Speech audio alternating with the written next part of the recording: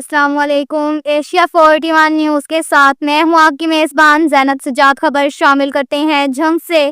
ہمارے bureau chief Rana محمد شاہد کے مطابق ڈپٹی کمشنر علی اکبر بھنڈر نے چناب کالج جھنگ کا تفصیلی دورہ کیا۔ انہوں نے کالج میں زیر تعمیر گرلز ہاسٹل میں جاری کام کے حوالے سے بریفنگ لی اور مقررہ مدت میں کام کی تکمیل کے حوالے سے احکامات جاری کیے۔ دریں اثنا ڈپٹی کمشنر علی اکبر بھنڈر نے کلاس رومز میں تدریسی سرگرمیوں کا جائزہ لیا، اساتذہ اور سٹاف کی حاضری سمیت کالج کے انتظامی امور کو چیک کیا اور صفائی ستھرائی کے صورتحال کو مزید بہتر بنانے کے احکامات جاری کیے۔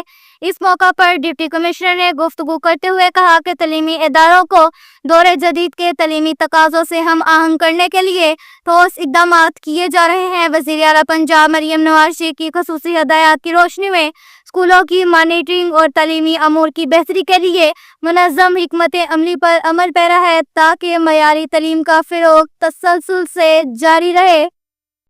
اس کے ساتھ ہی ایک اور خبر شامل کرتے ہیں جھنگ سے۔ ہمارے بیورو چیف رانا محمد شاہد کے مطابق ڈپٹی کمشنر علی اکبر بھنڈر کی ہدایت پر ایڈمنسٹریٹر میونسپل کمیٹی جھنگ خرم شہزاد بھٹی نے شہر کے مختلف علاقوں کا دورہ کیا۔ انہوں نے بارش کے بعد شہر میں پانی کی صورتحال کا جائزہ لیا اور عملہ کو فیلڈ میں متحرک رکھنے کی ہدایات جاری کی۔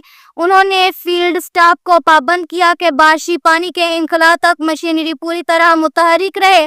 ایڈمنسٹریٹر میونسپل کمیٹی جھنگ خرم شہزاد بھٹی نے اس موقع پر گفتگو کرتے ہوئے کہا کہ اربن ایریا کے نشیبی علاقوں سے بارشی پانی کی نکاسی کے لیے تمام میونسپل کمیٹی کا تمام عملہ مصروف ہے۔ شہریوں کی شکایات کے فوری ازالے کے لیے ایم سی کی طرف سے تیز رفتار اقدامات کیے جا رہے ہیں۔ اب تک کے لیے اتنا ہی کافی ہے۔ ملتے ہیں اگلے بلیٹن میں، ہمارے ساتھ رہیے گا۔ اللہ حافظ۔